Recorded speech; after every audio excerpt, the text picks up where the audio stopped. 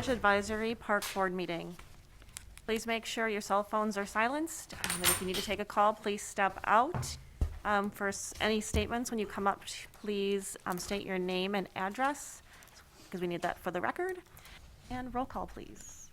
Bartelt, Here. Davis, Here. Millet, Here. Metz, Here. Mubauer, Franz, Here. Hudak. 5 present.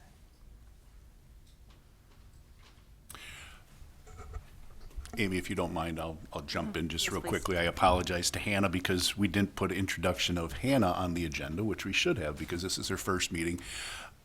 Hannah is our new administrative assistant, and she started with us full-time in mid-July or so. Stacy, unfortunately, took a job closer to home, and so she ended at the end of May. So we went a good chunk of the summer without an administrative assistant. So we're glad to have Hannah on board with us. We did steal Hannah from the planning division, but so she's got some good background at the city and really helps us because she's familiar with all the software programs. And I don't know if you want to say anything or no. So Hannah is going to be taking care of minutes for us and getting packets together. So feel free to say hello to Hannah. The next item is going to be election of officers. The mayor was excused this evening, and so Tim Franz, being the alternate, will be voting this evening. Devin did text us. She's running just a little bit, so she's running a little bit late, so she'll be here shortly too. But Tim will be voting in the mayor's absence tonight. So I will open up the floor for nominations for chairperson.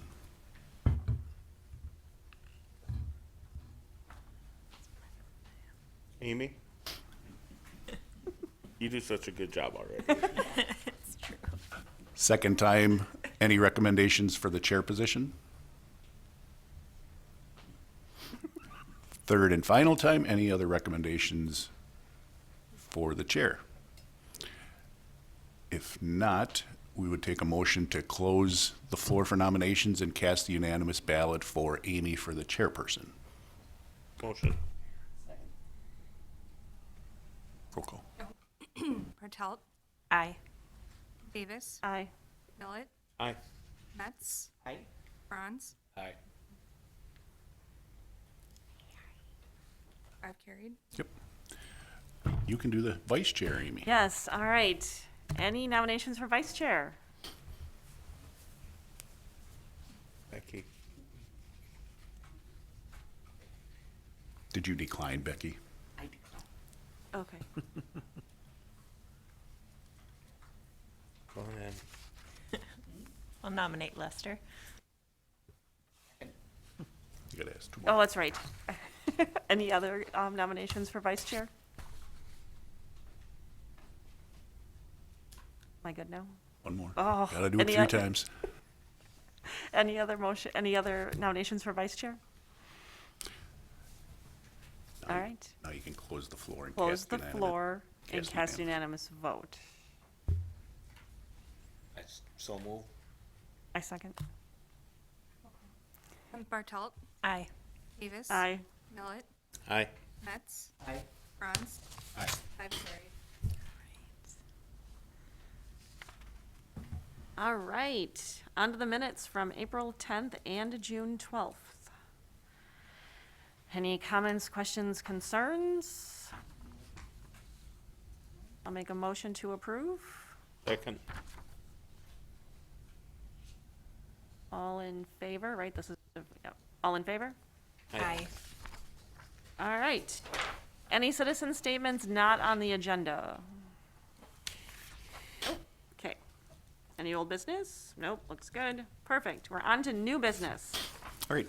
I will kick this one off, and then I'm going to turn it over to James Robbie with our engineering DPW. And between James and his team and Linda, who is the consultant that's been hired for the city to work on the Clearwell project, James will give us a little more information on what the Clearwell project is.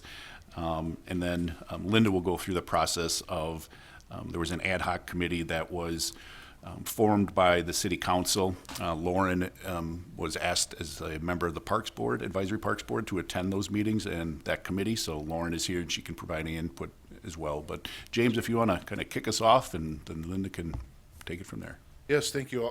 I'll ask Linda to come up right away. Just a little bit of background. I don't want to get too much into what Linda might be getting into for you. But the water filtration plant site currently has about 2.25 million gallons of treated drinking water storage on site in underground storage tanks. And I know Linda will get into it in a little more detail, but regulatory requirements have changed significantly over the years, and we have been directed by the Department of Natural Resources to do something about that treated water storage at the water filtration plant site. I think with that, I will turn it over to Linda Moore from Jacobs. Linda's been working on this project with us for the last 16 years or so as we've been moving forward. So Linda's got a quick presentation prepared for you to go over a little bit more detail of the site, what we're doing, and some of the information that has come out of the ad hoc committee as well. So Linda? Thank you, James. All right, so this evening I have about 10 slides with content, bringing forth the most recent effort on this project, working with the Aesthetics Ad Hoc Committee for the Clear Wells Replacement Project. And so I'm going to provide a little bit of background and then bring forth some of the findings, the preferences, ideas, comments that came from committee discussion, and then bringing back for your consideration, your comments, changes that may impact parks the most, which is Lakeshore Drive, considering that roadway design, and parking along Lakeshore Drive. And then I'll outline for you next steps. We have been involved in this process for a very long time, but the city is under a corrective action plan now with the DNR, so we need to move the project forward in order to comply with the regulations. So the water filtration plant is shown as this green shape on this graphic. It's bounded by Merritt Avenue on the north and Menominee Park, and then the Washington Avenue neighborhood and the waters on the south.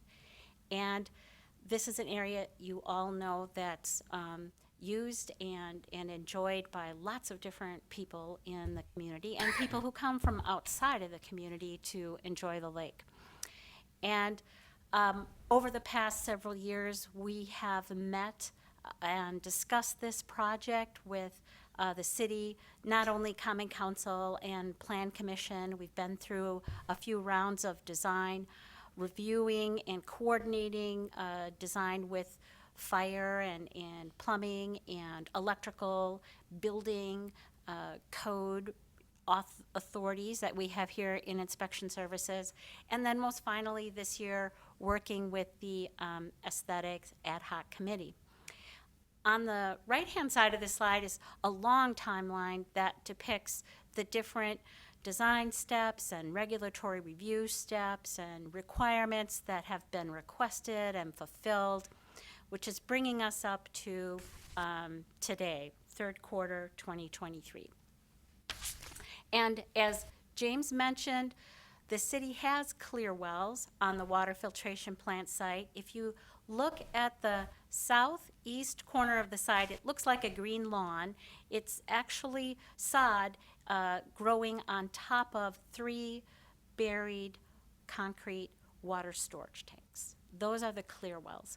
And we talk about replacing the clear wells with at-grade reservoirs, which are storage tanks that hold drinking water. And to meet the regulations, we have to bring those drinking water storage tanks up to an elevation where they're above the groundwater and above the floodplain. So again, kind of the same graphic.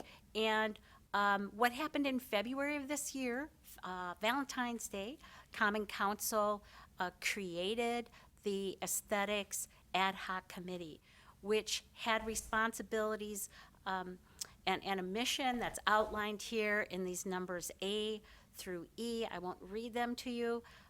They were in your packet, that came out ahead of the meeting, and along with the rest of the slides, they'll be included in the meeting minutes.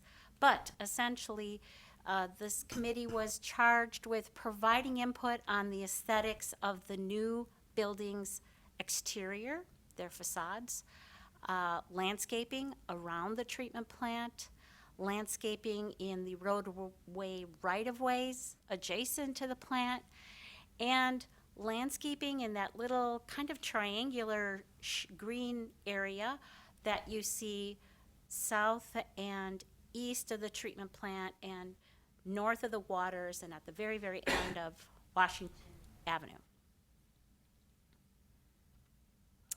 So, not that we're going to spend a lot of time here with you all talking about building facades, but, and I'm sorry this didn't get in your handout packet, it will be included in the meeting minutes, but just wanted to let you know that we listened to the committee and developed different exterior finishes based on their thoughts, their input, their ideas, and at the end of our committee work in the fourth meeting, there was voting that was conducted by committee members and committee liaisons. The committee members got twice as much voting power as our liaison. We had a liaison from fire and from police and from public works. And those votes are tallied and are in bar charts in your handout, and they're also included in the slide presentation. But the upshot is that option 1 and option 5 were tied in terms of exterior designs that were preferred by the committee members and liaisons. Then city engineering staff worked on developing some different roadway concepts for Lakeshore Drive to address the committee's interest in having more green space next to the treatment plant, particularly in proximity to the new tall buildings. And there were 5, 6 concepts developed. I'll show the other ones. They're all included in your handout packet. You have different conceptual drawings. These two depict the most popular, the preferred or recommended ideas to implement through final design for modifying the north portion of Lakeshore Drive and the south portion. The key features of the north portion of Lakeshore Drive are it is still a two-way roadway with a turnaround cul-de-sac near the second gate for the water filtration plant. It provides enough safe access for us to bring in chemical delivery trucks to the water filtration plant and emergency response vehicles. It also maintains the parking stalls, there's I think 32, on that portion of Lakeshore Drive. And it also maintains 2 points of lake, it relocates one lake access point a little bit further south, but it maintains that lake access point that's directly east off of Merritt Avenue. And then the south portion of Lakeshore Drive, Alternative 1A, the main elements of this design are converting what is today a two-way traffic pattern roadway to a one-way traffic pattern, eliminating 15 or 16 parking spots that are on this portion of the roadway, and adding to this area a pedestrian and bike path. So I'm going to turn to Steve. Is there anything else, because you were kind of instrumental in these layouts, that you think I should bring out on these two?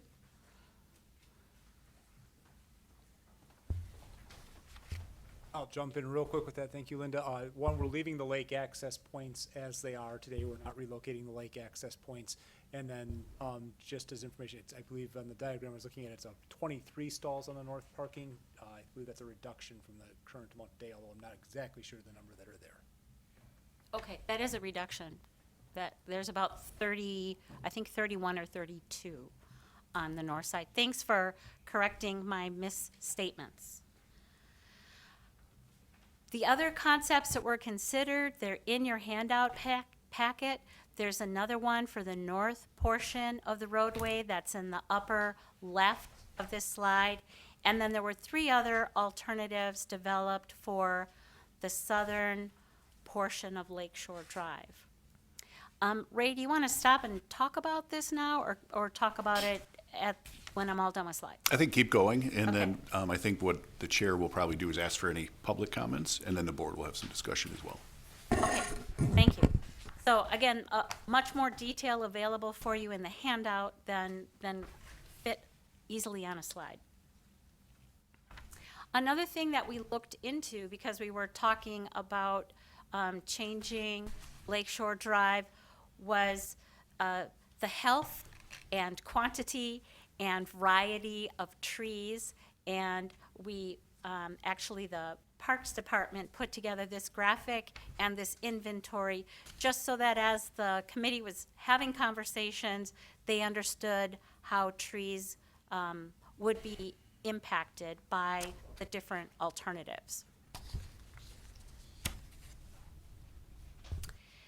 Here are color versions of the bar charts that are in your handout. The option 1 and option 5, building option that we showed on that slide, were pretty much tie in their interest among the committee members and liaisons. Something that I didn't depict in the slides and that will be in the final handouts for this meeting was there were 2 different fence designs. One is as shown in the slide, and I think I'll just pop back there. And it's a simple steel, 7-foot tall security fence. And the other design we looked at is similar to the one that's near the Field Operations Center and near Marion Road Water Tower, where every 20 feet or so, there would be columns with decorative brick and stone fascia on them, just to kind of break up the solid fence line. And the committee members and liaison preferred this cleaner type of design. So that's what's meant by perimeter fencing. Lakeshore Drive, as mentioned, the alternative number 1 on the north, and then Lakeshore Drive on the south, alternative 1A, the one where the road is narrowed and one flow of traffic, one pattern, one directional flow, and the separate path and more area for green, more areas for trees, maybe earthen berms that would be landscaped. That was the objective, to try to maximize the green space. And then another thing that this committee was charged with was to provide input about what sort of landscaping design concepts were important and whether it made sense to incorporate in that landscaping design a water-themed educational feature like signage that talked about the local ecology or history or the history of water or water treatment in the city. So voting on that, you can see the priorities were to incorporate native species. And when we're thinking about the landscaping plan for this project, think beyond Lakeshore Drive and the treatment plant on into Menominee Park. And the same sentiment was expressed with regard to any new educational signs that would be added east of the treatment plant. Consider extending them into Menominee Park. And of course, during the meetings, we learned about how the Parks Department is still in a master planning process with Menominee Park, and it made sense to bring some of this input into continued and future planning efforts for Menominee Park. And then I've got to read here. My glasses are letting me down. Was it important to screen the view of the new buildings? Was that a priority? And then maximizing green. So lots of recurring themes were expressed during the committee meetings. So what's next is we're interested today in getting your thoughts, reactions, or questions about this process and incorporating any of these features in the final design. And then we're going to present the committee's input and any input you all have to the Plan Commission, and then input from the Plan Commission and you and the committee to Common Council. And these 3 meetings are happening in the month of September. What's important from a regulatory compliance perspective is that we need to freeze the building facade, the exterior design concept, so that we can move forward, not do redesign again, get this thing back through design and permitting, so that we are bidding the project next year in 2024, and then starting construction next year and ending it in 2026. Thank you. Any questions? Anyone have questions for Linda? Okay. All right. Any public comments? All right. Please come up and state your name and address. Yep, straight to the podium. Thank you. Hello, my name is Aaron Shear. My address is 1720 Cliffview Drive. I have some handouts that I'll pass around.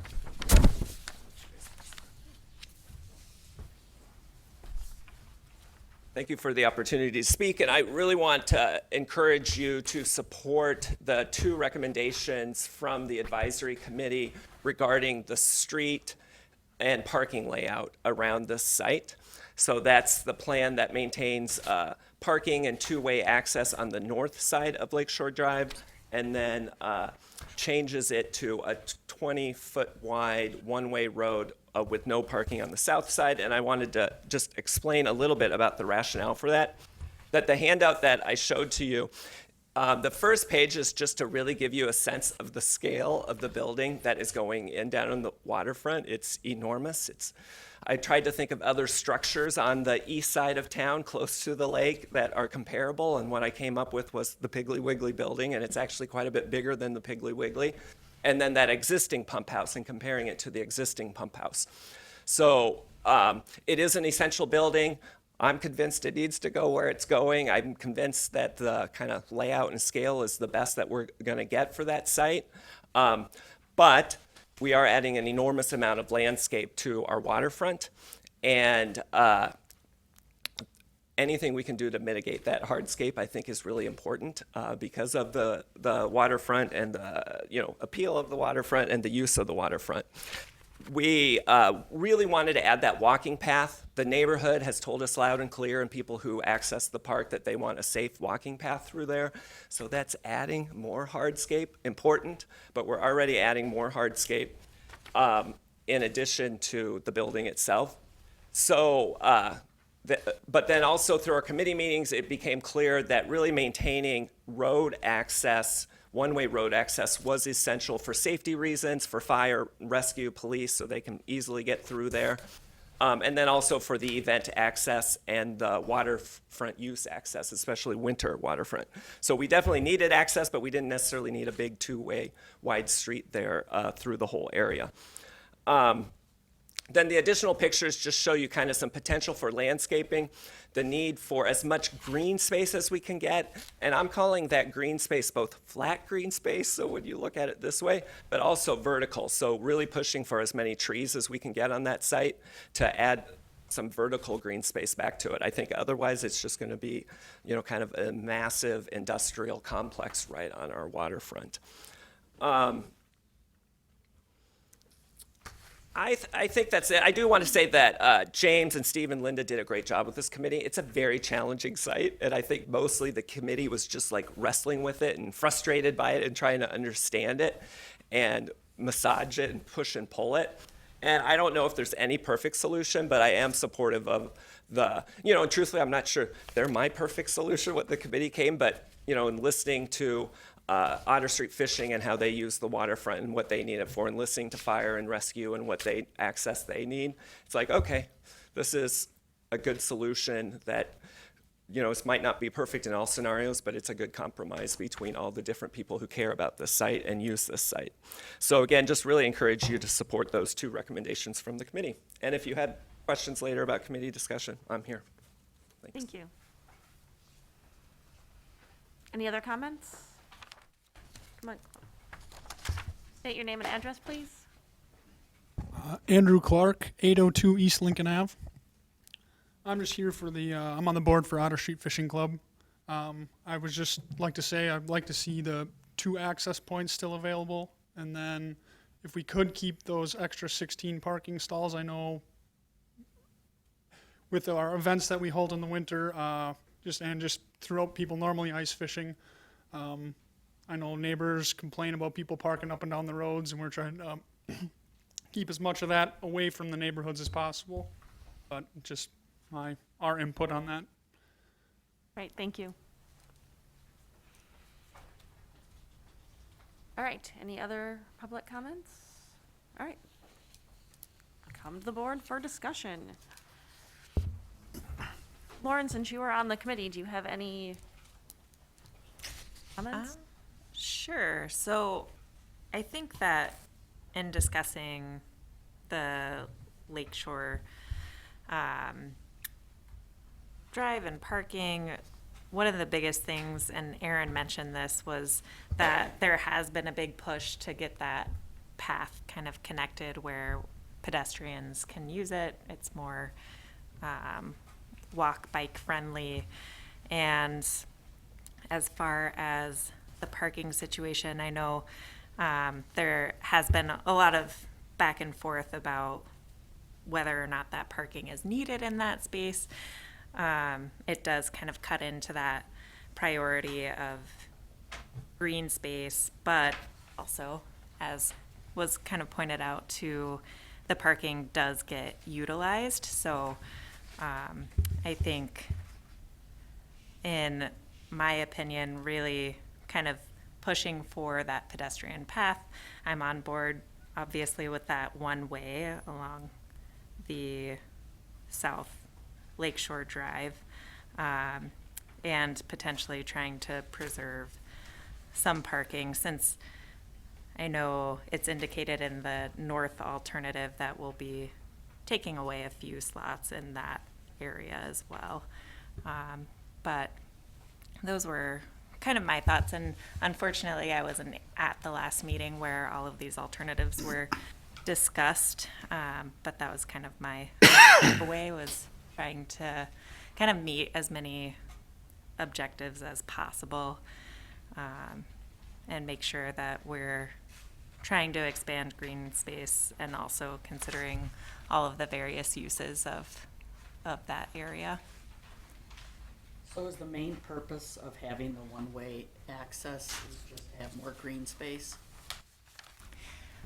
I would say that's a big priority, and kind of controlling the traffic flow so that it's safer for pedestrian use in there as well. Yeah, But having a turnaround in the middle of it, people are gonna end up going Be down. confused for a while. It was a challenge trying to balance all of it, and certainly by going to one way allows that road to become narrower and reduce that, and it especially got a little tight trying to get that pedestrian way between the road and the lake. Right now there is no dedicated pedestrian, and I don't know if I can get back to one of those. Oops. You know, right now, there is no dedicated pedestrian way, you know, on that. There's no sidewalks, there's no trail, there's nothing. So, you know, anyone walking in that area is walking on the street or biking or anything like that. And it is tight with the current road layout, especially at the corner with Washington. It is very tight down there. So, you know, trying to separate the pedestrians into a dedicated area was something that was really important from a safety standpoint. And then, you know, like I said, just trying to narrow up as much of the road because we were adding 10 feet for that trail. And just for clarification, to make sure, the north portion is still two-way traffic. That's needed because the delivery trucks for the water filtration plant use Merritt Avenue as the primary, so they need to come into the site and access back out to Merritt or up to Merritt. So that north portion is two-directional traffic down from Merritt to the cul-de-sac. Steve, and maybe Linda but I've heard two different numbers now tonight. I think originally we were losing 16 of 48 parking spots, and it sounds like potentially more than the 16 at this point with this design? Today, there are 32 parking spots on the northern portion of Lakeshore Drive, and there are 16 on the southern portion, for a total of 48. So we're definitely, with this alternative 1A, down to 32 potential, but I think, Steve, you clarified my comments, and it's 23 on the north. So we're cutting in half, essentially. Everything on the south is being removed? With this alternative 1A. With some of the other alternatives in your packet, there's some parking incorporated in the southern portion roadway design. I believe the southern portions were all intended to try to maintain that 16 stalls when we had the parking stalls on there because we had the space. The northern end, we could not fit the same number of parking stalls in and get the cul-de-sac bulb for the turnaround.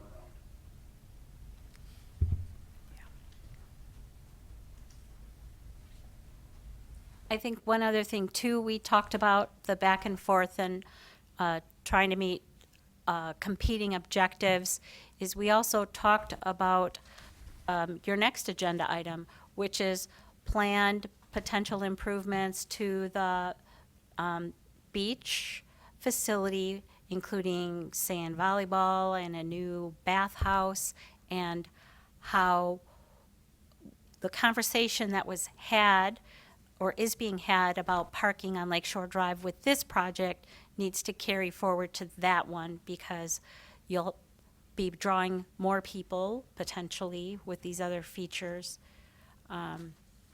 And maybe some of the spots that are lost here can be offset with more spots in the park. I don't want to talk out of school, but that's some of the remarks that were shared during the committee meetings. But you are keeping the two accesses to the lake, two different accesses. Correct. So then regarding Drew's concern, I mean, really, Drew, they park on the ice. If ice is good, but Yeah, there's always that chance that it's not. right, true. You know, I don't think you're ever gonna please everyone. Right. You're always gonna have people that are angry.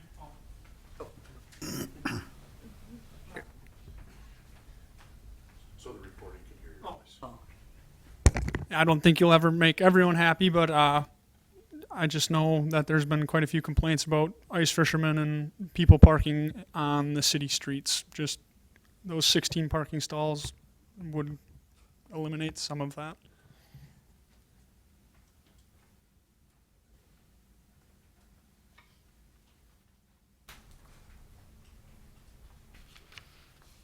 And I think I agree, the 16 parking stall, that's a lot to lose, that's a lot. cutting in half what's there now. I would prefer to keep the 16 spots. Especially like what you said with Right. beach volleyball and all that kind of stuff.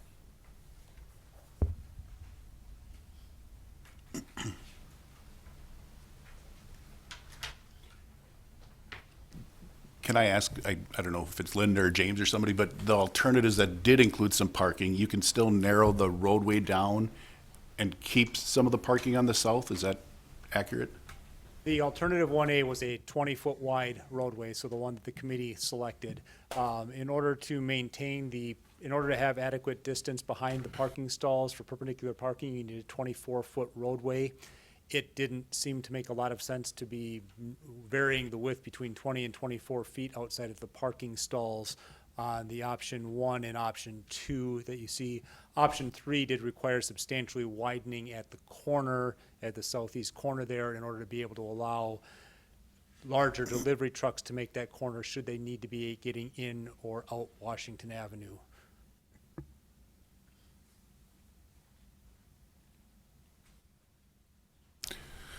I guess when I take a look at losing that number of spots and think back to Battle on Bagel this year when the ice conditions were terrible, and the first morning of the fishery, I know James and I were getting a lot of phone calls from neighbors along Washington because so many vehicles couldn't park on the ice, so they were then pushed into the neighborhoods, and neighbors were complaining about the ATVs, the snowmobiles driving on the road, the noise, all of that.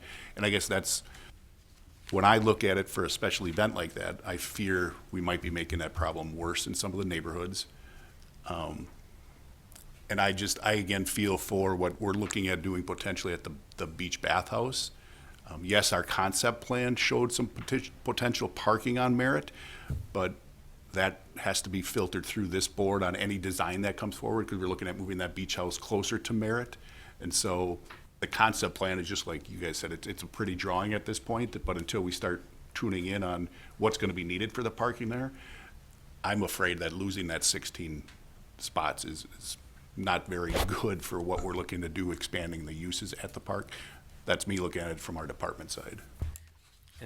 And with the pedestrian walkway connecting, that makes the parking actually more friendly on the south end of it for accessing the park, Right. even for other park activities, not just that.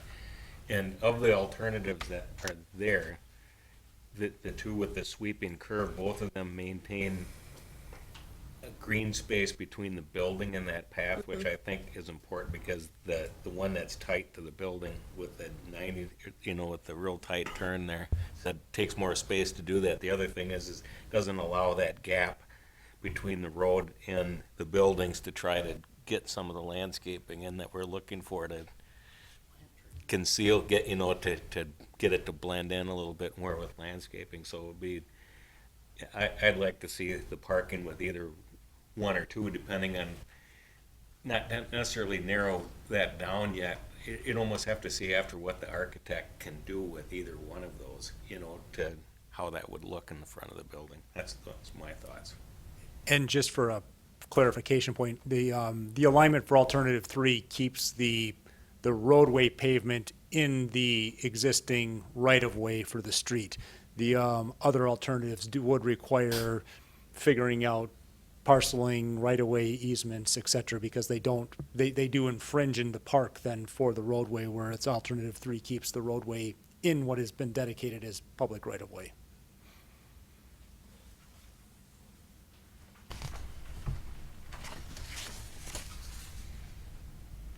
I agree with the parking also, being able to keep those 16 spots.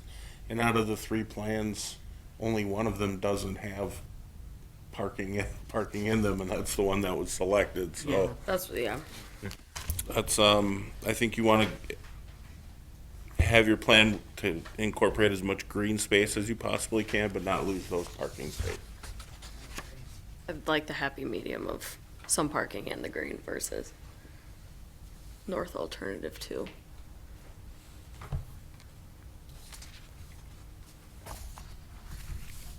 Thinking about having most room for landscape, the one with the parking on the lakeside versus on the inside towards the building on the west side of it, to me would make the more sense. You'd have more room there to plant more, even maybe do, Safer. I don't know if, are there restrictions, Linda, about elevations? I mean, can they build up a berm or anything in there, or does it have to be at grade next to the building for a distance to keep water from running back against the building or anything, or? Well, those are two really good comments, or comment and question. One was, yeah, the committee members talked about how they preferred, when there's parking on Lake Shore Drive, they preferred it facing and looking out toward the lake, because that's what people do. They pull in and they eat their lunch, or hang out, or they just come and watch the water, and it makes them feel good. And about the perimeter landscaping, what we're going to give all of this content. I think I'm going to speak for Public Works and Parks and ultimate city decision makers. All this aesthetic ad hoc committee content will be given to the landscape architect to consider, along with input from Parks Department and Public Works during the design development of the landscaping plan. What Public Works is going to say about perimeter landscaping is we're going to try to adhere to crime prevention through environmental design landscaping guidance, which means we don't want trees whose limbs spread out horizontally so that kids can crawl them and go over the fence the way they do now on Lindy. We don't want shrubs. We want things that bloom and that you have something pretty all year throughout the growing and blooming season, but we don't want big thickets where people can hide and not be picked up on the perimeter surveillance cameras. So we're going to try to follow that discipline, and at the same time, the City Plan Commission, and I'm sure Parks too, in terms of maintenance, has guidance and objectives with their aesthetics that they like to see accomplished in landscaping design. So it's going to be, again, a kind of a balancing of how do we check as many good, positive features as we can. And Tim, to kind of answer your other question about water coming back, we can find a way to design around that. If we get a berm with some elevation between the road and the street, we just need to make sure that the design isn't in such a manner that, somebody could get to the other side of the fence. If we end up with a low point, we design a storm sewer in there to take it away. So there are ways to design around that. The key thing being maintaining the security of the site. Makes sense.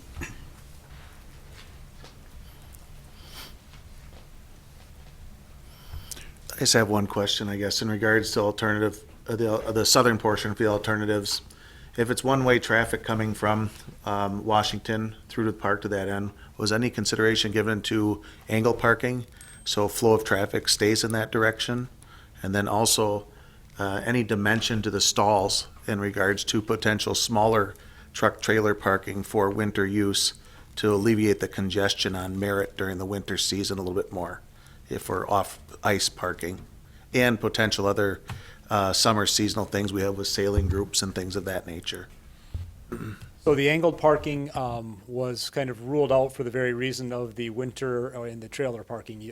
With the angle parking, it would be, the vehicles would actually have to pull in and the main vehicle would have to pull off of the pavement. My understanding during that process is typically what happens now is people will back into those stalls and put the lighter trailer onto the turf, reducing the damage versus having the heavy vehicle trying to pull onto the turf when they have a trailer. So in order to be able to maintain that, we couldn't look at the angle parking because that would force the vehicle to pull forward all the way in and put the vehicle off the pavement in order to accommodate that. With no barriers on the parking lot, right? It'd just be a pull-through? There would be no barriers of stopping, not barriers or nothing? I believe that the desire would be to put some form of curb and gutter out there. There has not been a formal decision made on that. Given the use out there, I could potentially see maybe the need of a lower or a mountable curb at that to allow that, if that's something that the Parks Department wishes to continue to allow, that kind of necessary parking of trailers to go over the curb.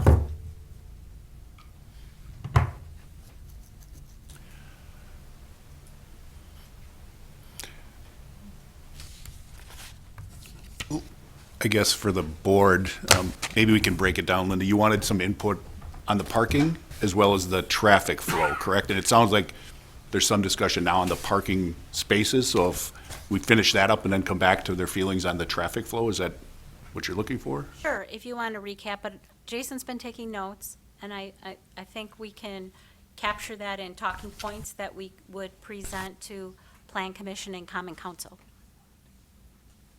So then do we make the recommendation that we all kind of agree that, I think we all like alternative one South alternative one, yeah. over 1A?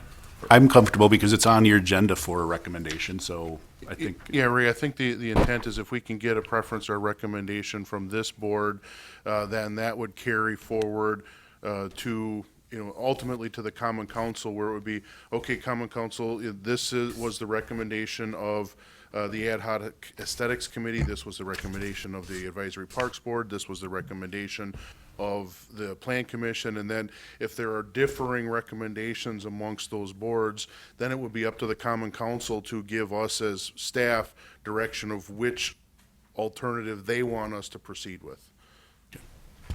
so yes, Becky, back to your question, I would say a recommendation on parking, number of parking stalls, as well as the traffic flow then. All right, so let's talk about traffic flow. How do we feel about the traffic flow?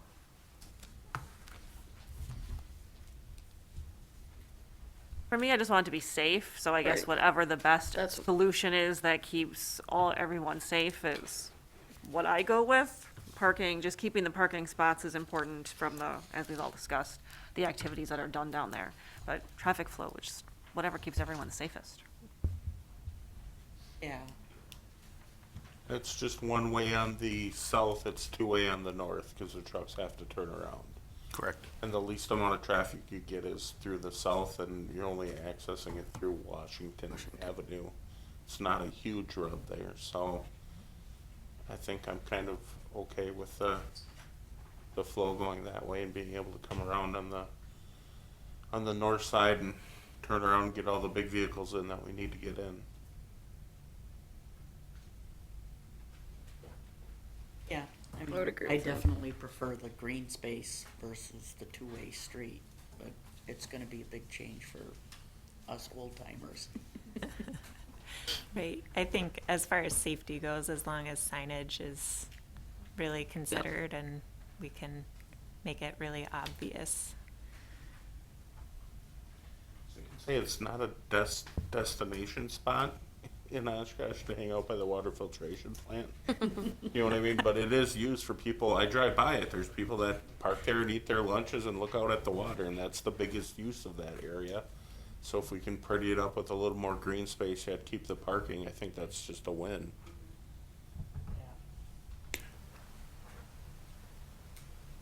Okay, so it sounds like the recommendation is that we're good with the north option, but we prefer the south alternate One. one. Right. Yep.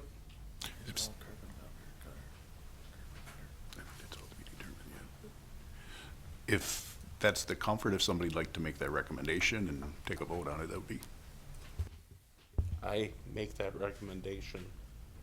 I'll second. And city council can decide what they like best, right? Yep, and like James said, the Plan Commission will be taking a look at it as well prior to the council. So just so I can be clear and I understand what the motion was, it was North Alternative 1 and South Alternative 1? Is that what I heard? Can you go back to North Alternative 1 just to make sure? But yes, it sounded like Alternative 1 on the south. Yep. So if you want to make note of that in the minutes, Hannah. North 1, South 1. That, Lester, that was your motion, My correct? motion, yep, north one, south one. All right, do we take a vote? Take a roll call, please. Bartelt, Aye. Davis, Aye. Millet, Aye. Metz, I, Franz. Aye. Motion carried 5-0. Thank you. Ray, Oh, could I just have one more question, just thinking about, and now we're adding this green space, which that's all well and great. I'm assuming that all of this, everything that's outside the fence is now going to be responsibility of the Parks Department to maintain and take? Everything along the lake shore, we currently maintain. There's not as much maintenance along the fence or anything on our behalf, I don't think, but Chad? Not right now, no. Not right now, but we'll take a look at that with James and his staff. We do this routinely with all city properties. We'll sit down and say, makes the most sense? Who's got the equipment there? Most likely it will be us, would be the answer is my guess. But, if James and his staff decide they want to do that, then. And that might depend too a little bit if we do, depending on how we change road right-of-way versus a roadway easement or something like that, it may be that water filtration staff might come outside the fence and take care of what's between the road and the fence. But as Ray said, we get together regularly, and in fact, we're in the process of doing that right now with a lot of city properties and trying to figure out, okay, what makes the most sense for which one of our two departments to cover certain areas. It may be a small bite, but all these small bites keep adding up. That's just one thing I want to note, that we're adding a little more space, and before we know it, there's just more areas for parks to take care of, that we have to keep that in mind and make sure that we take care of it well and that you're adequately staffed to do it. Yeah, and I think it's important to note, both Travis and Chad will be part of the landscaping plan that will be forthcoming, I'm assuming, as well. So we'll have input on that. Yeah, as Linda indicated, we'll be taking all of the recommendations, and we'll be soliciting a landscape architect to help us finalize that landscape development. And certainly Ray, Chad, and Travis will be a big part of that discussion. All right, thank you very much. Thank you. Thank you. All right, on to Menominee Park Beach Boathouse reconstruction. Okay, that's a mouthful, Amy. It was. So this goes back a ways, but it was purposely done because of this project that's being worked on, and some of the discussion that had been taking place with the Clearwell project. But if you recall back to February 13th, we had presented to this board two different concepts. One concept for the beach bathhouse is a design that's very similar to what is currently there. And then T.R. Carroll staff had prepared a little more contemporary design. And at that meeting, some of the park board members asked if we could take a look at something more modern, different than what the contemporary design was, leaving open the option of still having that design that's very similar to what's out there now. So we asked Mike and the team from T.R. Carroll's to go ahead to use their imagination and see what they can come up with. And in your packet is, I think, a pretty unique design that they came up with. However, as noted in my notes, originally that the design of the building that's similar to something down there was in the range of, I want to say, 1.1 to 1.4 million. Just a very quick number from T.R. Carroll's team was this new modern concept will be over $3 million. There has not been any pen to paper on any hard costs yet, but that was a kind of an off-the-cuff estimate, correct, Mike? At this point, so we need to keep that in mind as well. So I'm going to turn it over to Mike, and he can kind of talk about the design and how you came up with it, I guess. Hello, my name is Mike Carrolls, 1418 Hazel Street, Oshkosh, Wisconsin. I'm here representing T.R. Carroll's and Associates, architects and engineers.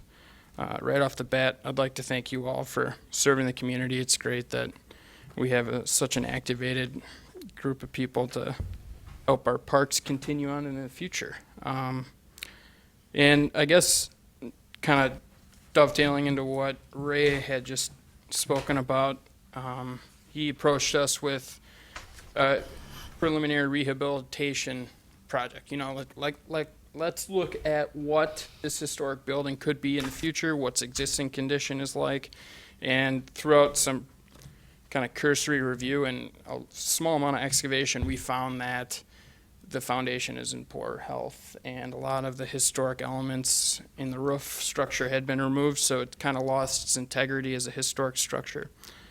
And that happened in the 80s, so it's been kind of just existing since then. But we can still preserve its mission on the site. I think that was really, really well done when it was initially conceived. People just really like enjoying hanging out at the end of Merritt Street here in Oshkosh and taking in the 10 miles of water. I mean, it's pretty remarkable if you've spent any time on inland bodies of water, how big Lake Winnebago actually is. So after we kind of figured out, you know, like, let's take a look at what a new building would be or what it could be, we kind of had to reorganize our thoughts as to what the objectives were. So it should serve the community as it previously did, with bathrooms and shade and showers and vending, maybe an exterior bubbler or two. And there's an extra use here, talking about the Otter Street fishery and how important they are with their life-saving and just guidance on the lake proper in the winter months. That cannot be underscored how critical that is. When a whiteout comes by, it's generally Otter Street fishery, making sure that the bridges are there and the roads are straight, and a lot of people wouldn't make it off the ice if it weren't for them. So they're a big part of this project now, and they want to, you know, help bring it into the future just to maintain their services. I think that's really valid. So it's kind of funny being here and listening to you guys talk about the roads and all the different alternatives. Man, that's tough, but that's what we deal with every day, and we have a great engineering department here to get it done right, and it was kind of a good, you know, prelim conversation to start the conversation about this building. So what I think is different about this Menominee Park building, or what it could be, is it has to be completely different than what is going on the engineering side of the street. So I apologize, I haven't been going very forward, but thank you for your help. I wasn't, yeah, thanks, that'd be great. I just know what's in my head, so I can't do two things at once. Yeah, I won't get the pictures up shortly, but I think the illustrations or the renderings will maybe kind of get across the point that we're trying to blend the building with the landscape. You know, everybody's here talking about the orthogonal nature of these new engineering buildings, and they're necessary. We need water, you know, but this one is it is a very unique opportunity to do something unique. So that's why, if you would scroll down, yeah, that's that existing one that we did. So, and I think maybe one more would show more of an aerial view. You can really get this sense of, yeah. So that would be an eagle flying over the water looking back. And essentially, this building was split in half, the program, so the uses, the rooms within the existing building. We split it apart, and we kept the beach bathhouse with a small rental area, interior bathrooms, and just a small assembly area. We kind of separated that. And then we also kept the use of equipment storage and some exterior bathrooms, you could say, in the other half, the green sloped half. So you may ask yourself, you know, hey, why are we standing on top of a garage? But I think that this is kind of a unique opportunity to create a feature building here in Oshkosh. It's only 14 feet high. It's not really that outside of the box to want to gain a new perspective on your local terrain. We're flatlanders here, you know, we don't have a lot of different elevation to speak of. So that's kind of where it came from. It's mostly, you can see very lightly on the green slope where it curves, there's a light line, then that kind of denotes where the actual building ends, because all the rest of it is just fill or structural concrete. Very similar actually to how the clear wells are designed, and they hold soil above themselves. So it's not even like it's that different of construction than what's across the street. So a long story short,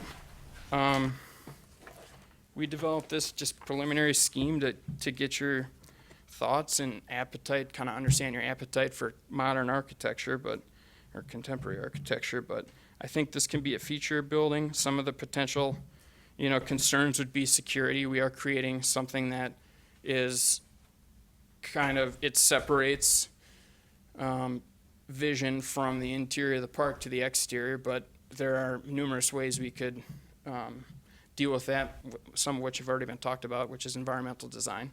You just be very cognizant of the species you're planting around it, and that in addition to different types of security cameras and lighting. Site intelligent lighting is a big thing now. You drive through a new parking parking lot or parking structure and the lights turn on just where you are. Like that type of methodology and can really improve its safety aspects. So this also building would be laid out with respect to the trees. That was another thing that was spoken earlier today, is understanding where the existing trees are. There's a lot of beautiful old growth oaks in that park, and I could go on and on about how long it takes to grow a 100-year-old oak tree, but we would really do a good job of laying this out to minimize the loss of those. I mean, this is just kind of all very conceptual, so I hope nobody thinks we're going to go in there and start clear cutting. You design buildings around their existing context. And then minimizing vandalism. This probably would be some type of stone veneer building or something different than what the engineering buildings are doing across the street, just to separate it a little bit further. What's existing there is currently brick, so, and that's kind of a shame because we have a great match for that brick, but just, I think a different type of exterior materiality would be nice, personally, so. Yeah, the preliminary costs, and they are what they are, and I think we were trying to, and that's a kind of a rude way to say it, but when you're in our line of work, we try and scale projects based on their friends or their neighbors. You know, the Lake Shore, or the one over by Oshkosh Corp's new headquarters, that's a pretty considerable project. So just growing up here in Oshkosh and living most of my life here, I thought, you know, hey, maybe we should scale this building to be somewhat similar to the new one that we built. So that would be my only, you know, counter argument to the cost is it's expensive to build. So, yeah.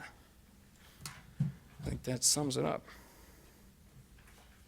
But I guess it's just kind of, this is a preliminary scheme to gain some interest on what and how it could work into the future. I guess before I turn it over to the board, I think Mike touched on, Chad and I, when we took a look at this, our first biggest concern is where the picnic tables, the gathering areas, it's a little hidden from Merritt, so the police would not be able to see that quite readily. So I think it's, again, conceptual right now. We'd have to do some tweaking to make that a little more conducive for the police for crime prevention and other things. So again, it's just something to get you thinking about, but again, things would have to be tweaked based on the crime prevention aspects, so. And so is the other building, it looks like you could also rent that out for Where the glass doors are. where the glass is, for picnics or I don't know if we'd, receptions or class reunions. I don't know if we'd get into the rental of that, but I think we could see some community programs, maybe the sailing program, utilizing that for a little of the classroom. We could potentially see some yoga classes inside there potentially. But as far as rental, it's not going to be a Four Seasons building. It's going to be, I think, more programmatic for us and some of our partners, I would say. We increase beach size at all? Or the beach Yeah, stays the same? Plans that make the beach look bigger. So is the beach the same or is the beach bigger? This does not incorporate anything on the beach expansion. Okay. That is part of the master plan. There's another large cost associated with that, so. Okay. I think just from a conceptual standpoint, I think it's everything Oshkosh would, I say need, but like, I think it's the next step that could bring people coming to the area to check it out, and it puts us on the map for something different for sure. I think it's great. The slope roof with that gradual access up there, we are flatlanders, but everybody always likes a little bit of an elevated look over something, so there's nothing like that down there now, Right. so that's kind of neat. I don't know about what the pitch of it is, maybe you wouldn't want to see this rain, that's, because we're so flat. I mean, kids will use 2-foot snowbank to try to sled on, would that? We actually talked about that a little I bit. mean, that would be a little bit of a sledding area down there on that end of town that people, it reminded me a smaller version of the. The one at by the- Lambeau. Exactly, that's what I was thinking Same. of what this is. So there's, you know, a wintertime use for it in that way. So I think that's a pretty unique feature to this. That We did talk to with Mike and his team that we'd probably have an asphalt or concrete walkway coming up there to make it more accessible for strollers, walkers, and wheelchairs. And it does, they would make sure it complies with ADA as far as the slope goes and everything. But I think adding a little bit of hard path to get up there would add to it as well. How high would it be? Like 14. Yep. Yeah, so that'd be the surface you're standing on. The pitch is set currently at 1 to 20 at that far low end, and it rises just enough to make the top of the garage door. So if you're wondering how, where did the height come from or slope, it's just keeping it just tall enough to make sure the depth of construction can make it over the top of the overhead doors. So you try and keep it as squat as possible, but still providing a really nice equipment storage space. So that's where all the Battle on Bago and fishery stuff. I think that their work is so critical.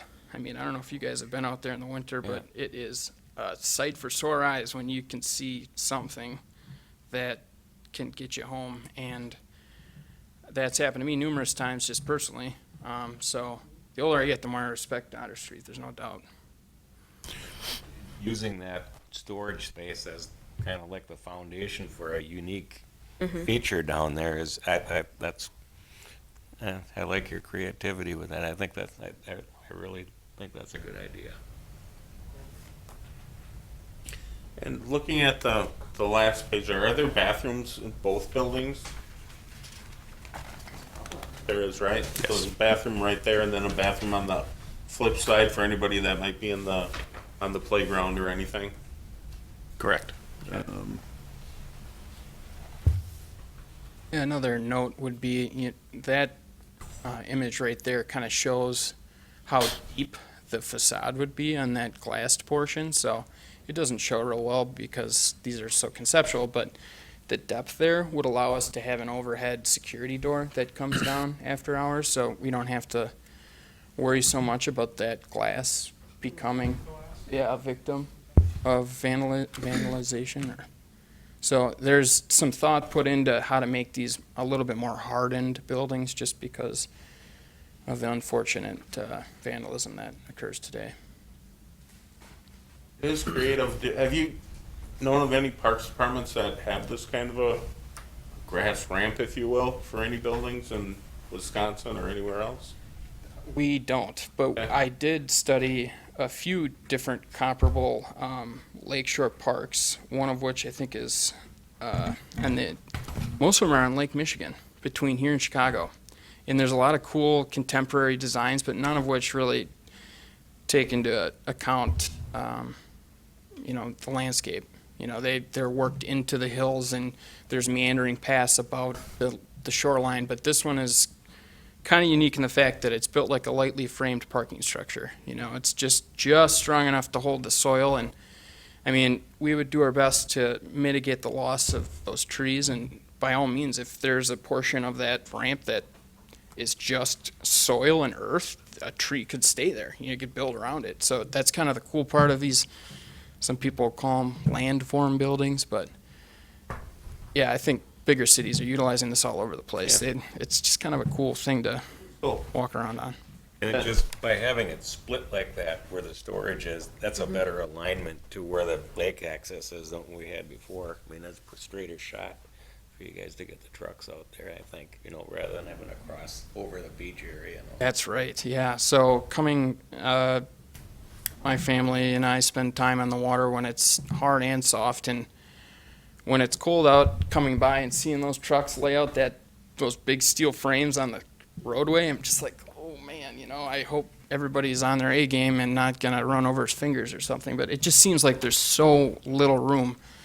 So what we try to do is create a secondary laydown area so they could get their trucks up on a nice flat area. Yeah, just right there in the left hand there. So that's a good amount of pavement, but it's kind of directly adjacent to the overhead doors, so it's kind of a nice laydown area where things can be organized, clean, maintained, and just trying to make it a easier, usable storage space.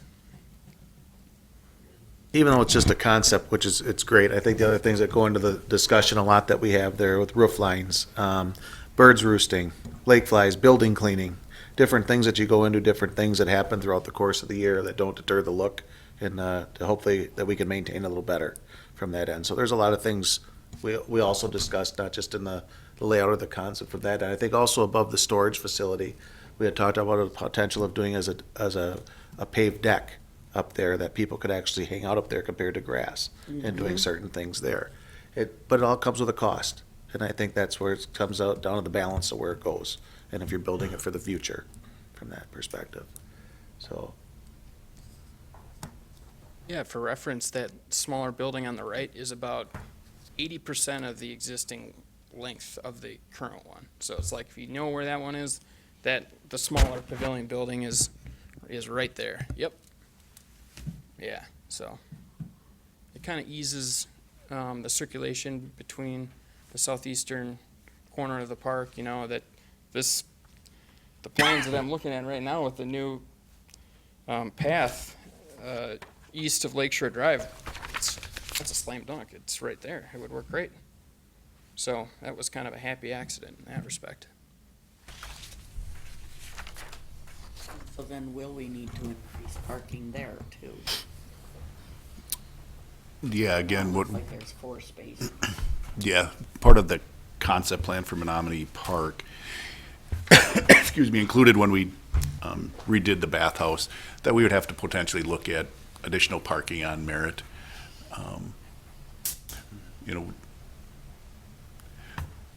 But again, it may be limited because there's a good number of trees there. There's a lot of green space. Again, how much green space do we take away for the Right. hardscape? But definitely we would want to include additional parking here. And again, that's the next step that we'd start working through. If you recall, at our last meeting, when we went through our 5-year capital improvement program, what this board did recommend is in 2025, we did increase this project cost up to $3 million. And so that is going to the Common Council when we get into budget discussions. But it's not saying the city's going to fund $3 million. And then we know the cost is probably going to be higher than that just because of the cost of construction. So there will happen to be some public-private partnerships. And so we've had those discussions internally with the city manager and finance director that the city just can't come up with an additional $3 to $4 million for another building, so. But again, I think, go ahead. How tall is the fence gonna be on the top where people are gonna climb over and jump off? Or 42 inches. So that would, what shows there is like a 18-inch curb at the top. So when you're standing up there in that green surface, there'd be masonry up to about your knee. But then on top of that, there'd be a lightly framed stainless steel guardrail, 42 inches. So that's a pretty cut and dry one. It's nothing any lower than that. But you can't really see it. I mean, it's shown in there as line work, but that, yeah, would be definitely a part of the top of the wall there.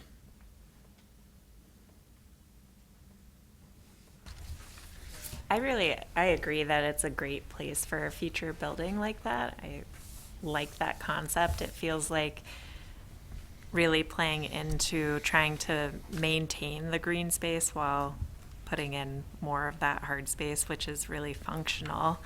And I think, definitely that point of kind of matching the scale of the Lakeshore building, bringing this to, the east side and kind of celebrating that portion of Lake Winnebago is pretty cool. I like that design a lot. I like the design too. It's more opening, inviting to draw people down to the lake. Just what it is. Doesn't look like an old bathhouse. It's opening up. That place in the middle serves like a nice courtyard with some, shade in it, which we really don't have a hangout place by the lake as it is right now, and that would provide that also. I think it just drives it all. Like I talked about the one in Sheboygan that we went to, I ended up having to go to a birthday party there one time. They rented it out for a birthday party. Sure. So, I'm not hearing anybody say they don't like it. it's all up to I you don't know guys. if you want to ask Get any the money comments. for it. Yeah. Are there any comments? Anyth- Oh, come on up. Wasn't gonna speak, but it's not interesting. My My name is Ralph Harrison. I live at 3498 Nelson Road. I do the celebration of lights during the day here. I do a lot of volunteer work. I lived for about 25 years right on Merritt, so I know that, and I lived in Oshkosh for 54 years. So I kind of know about some of these things, but that's a great idea. I'm on the county board, but don't get me on that. But the thing is, Oshkosh is growing unbelievable. I think there was a report today that Winnebago County was one of the top producers in the state of Wisconsin of revenue for new people, which is good. And I think positive stuff is good, because these type of things, if you didn't look at the last couple of weeks, that beach was packed. I mean, there was cars up and down the street parked all over. The beach was packed. And I have never seen that much in the last year and a half. It'd always before, well, it's not that much fun, there's not much to do. The picnic table ideas, we need more picnic tables, obviously, because people like to get out there. And they do like to enjoy this. And I think, the thing we got to do, and Chad, you said it, we're doing the future stuff. Everything we're doing now is not for us today, really. As we go, it's for building things for our future kids and grandchildren and people to come out from out of town. Our town has a lot of people that have never been there before and cannot believe it, what we have. My relatives came from Rochester, New York to visit me for a week, and I took them to every place I could. They could not, they lived in the park here with the kids playing. They said, I can't believe we don't have anything. We have little things that run down, nobody cares about them, nobody fixes them, so nobody goes there. We have a lot to be proud of, that, we're here and we have it, and we kind of forget about it. And then as it goes, we think, well, we need something different. We don't. The things we got, if we just improve them a little bit better, it's a great opportunity. And the only thing I said on this one here is I need more outlets on the back of that building for us to do celebration of lights. The old beach one, they're all kind of knocked out that wall there, so they have to string cords all over the place. But it's a great idea. Few more picnic tables, a little more inviting for the beach is what I'm saying. But I think that's thinking ahead for the future. Thank you for the time. Thank you. Thank you.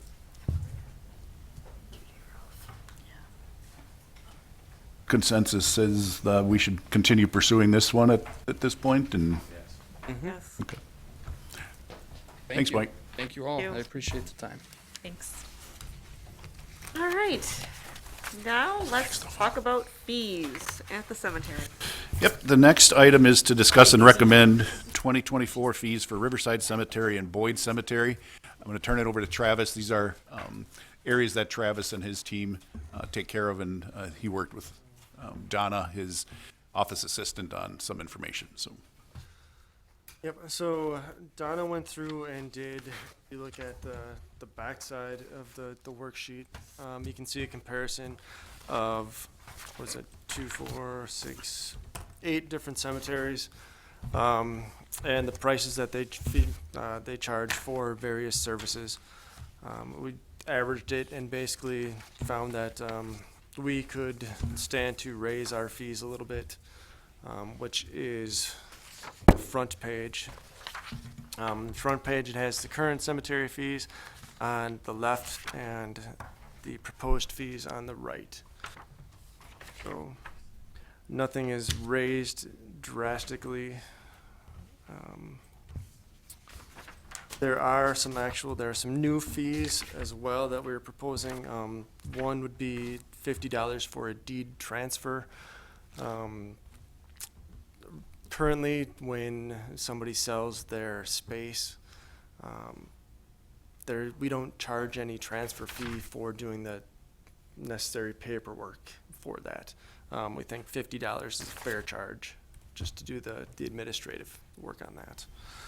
The second one that we are proposing we add would be $150 for the second deed for burial, or the second or third or fourth burial rights. So what that is when you originally buy a space and the burial rights for that space, you pay for the burial service separately. So a lot of cemeteries have found that they're losing revenue because different cemeteries, like we will allow up to 4 cremains on one space. So logically, we are losing out on the sale of 3 extra spaces. So what a lot of the other cemeteries have done is they have gone to second, third, fourth burial rites, where instead of having that person buy another space, they simply charge a slightly extra fee for that, as well as the opening and closing, or the actual service. Can you talk a little bit, Travis, on some of them that were increased recently and some haven't been touched in 10 years or so? And yeah, so it's, if you flip back onto the backside and look at some of the averages, a lot of what we're proposing is right onto the averages.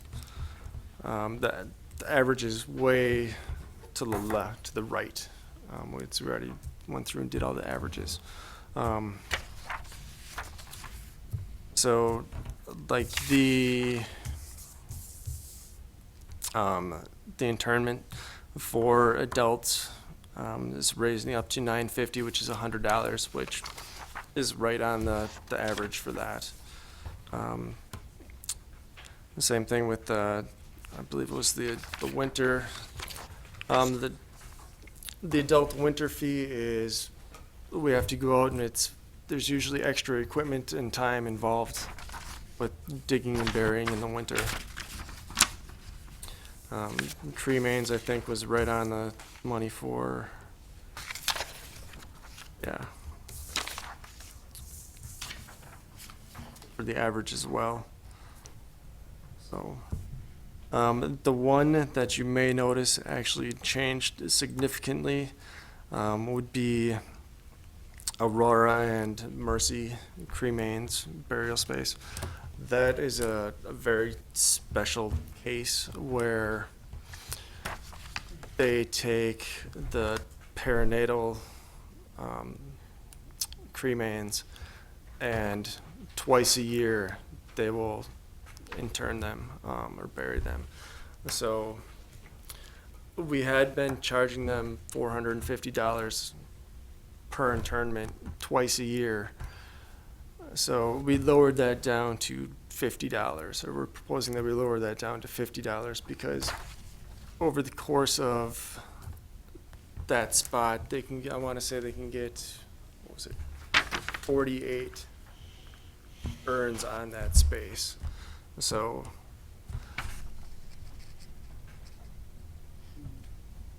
and just with the delicate nature of what that is. So, does anybody have any questions or comments on It looks like you did a lot of research to any of come up that? with your numbers, and I think it it all hasn't looks been changed in a while. reasonable. Yeah. Do they become effective? And these would go effective for January of '24. Thank you, Chad.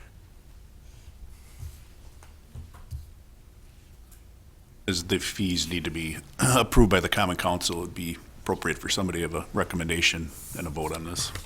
Make a motion to recommend the fees as presented. I second.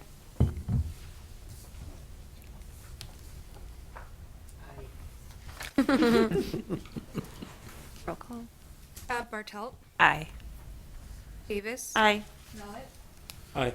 Metz, Franz. Motion carried 5-0. All right, on to staff reports. Okay, I'm going to start out. First one is update on the Lakeshore Park Four Seasons building. Between this building and our Parks Admin Operations building, continue to experience some supply chain issues as well as subcontractor coordination, getting people on site, getting the projects completed. So I cannot give you a date yet when these will be completed. We are slowly getting to the finish date. So we're going to say stay tuned until our October meeting. Our general contractors for both projects are doing their best to get the subs on the site. But again, there's certain ones that have some supplies and materials that they're still waiting on. It's just been a real challenging time for any building construction. So Stay tuned with us. Our hope is on our Parks Admin building. We actually have our progress meeting this Thursday, and my hope is we are going to be in that building within the next month or so, at least on the administrative side. The work will continue on the field side, the shop areas. But I don't want to give any dates just because those dates change drastically day to day almost. So I wish I had further information to give you on that, but pretty much stay tuned and we'll keep you up to date on that. Update on Pratt Trail reconstruction. Pratt Trail is obviously the roadway that goes through Menominee Park from Merritt along the lake, around the zoo, and then connects back up to Seward Trail on the north side of the zoo. That project we had planned for this past spring. There were some permitting and DNR issues that we've been working through and some other items. And so that project started on August 28th. And if everything goes well, the plan is to have that completed by Zulaween Boo, which is about the third week of October. So that's the plan at this point. And then if you can pull up Roosh Park, Hannah, I had it minimized down in Explorer, I think, or somewhere.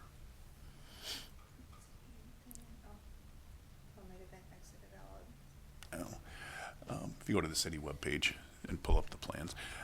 So Roosh Park, if you recall, in this year's capital improvement program, the trail connection going basically from the existing Roosh Park trail system to the west. Just give me the remote out. Give you an idea where we're at.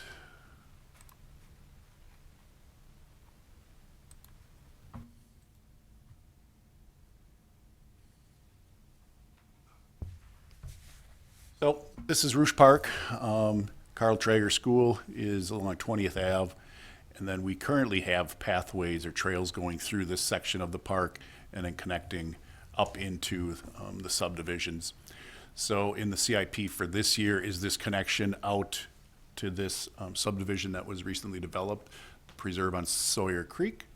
And so this project, we had hoped to get out to bid a little bit earlier this year, but again, we're running into some permitting and other wetland items.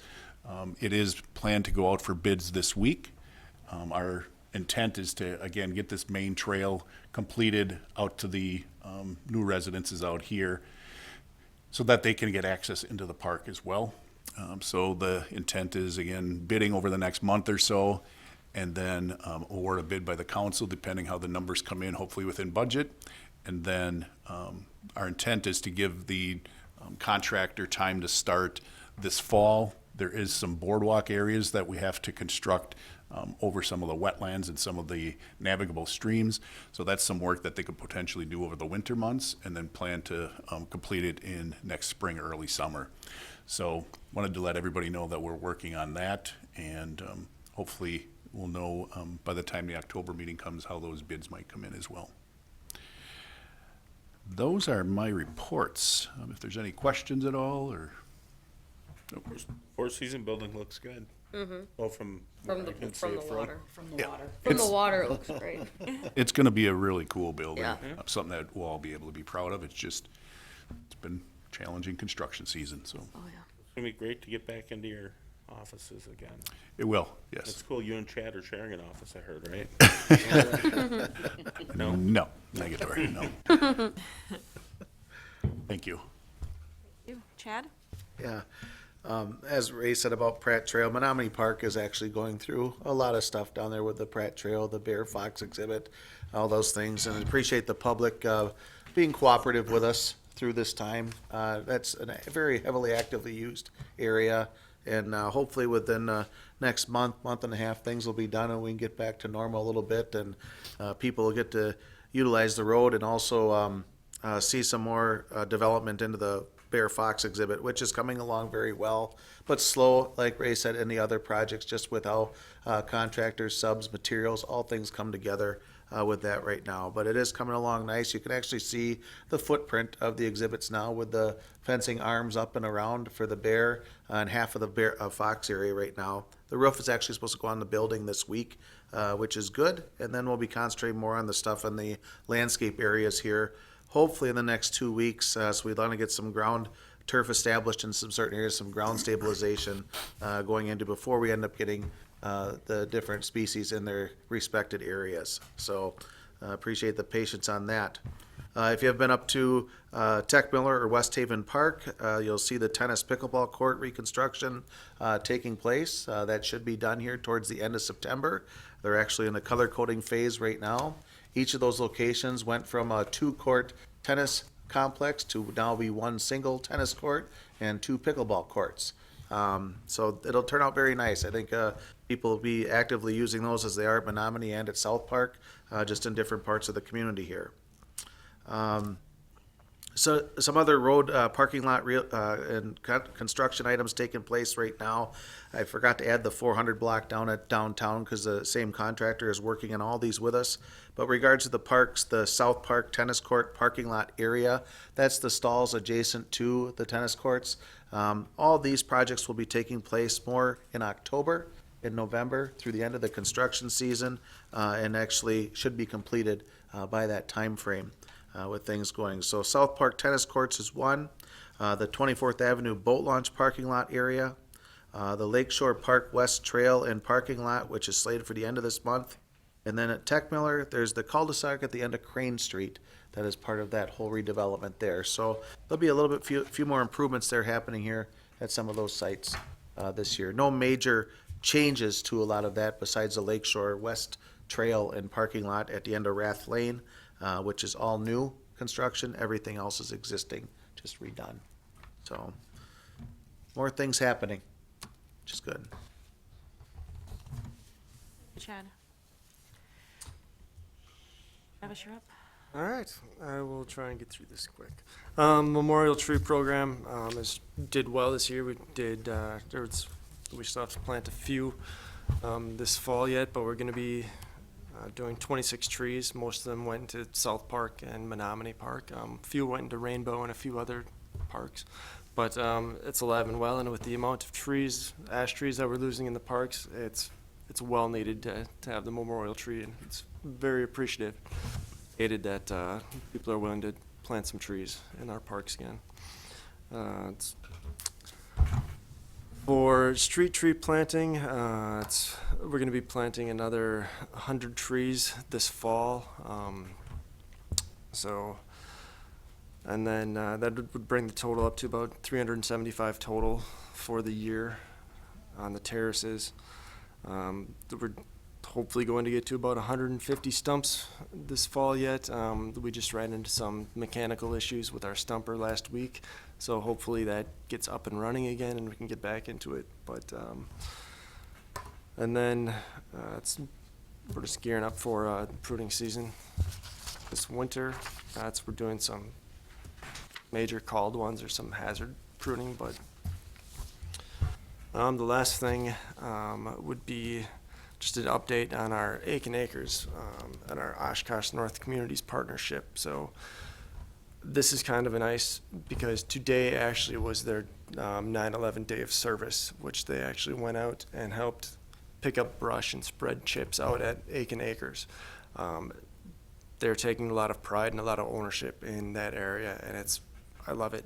They're starting to really develop it and help revitalize that area so that they can use it. We carved out a small little section for them so that they now have an outdoor classroom that they can go out, and they chipped and cleaned all the brush out of it, and it's just a nice area that they can go and sit and have classes in. So that's behind North, right? Mm-hmm. They were talking about it on the radio this morning. The North Conservancy, yeah. Sounded cool. So. Mm-hmm. Thank you. All right, any other business? All right, I make a motion to adjourn. Move to adjourn. Second. Sorry. That's fine. I'm hard to hear. Double motion. Take a roll, or voice call. All in favor? Aye. Aye.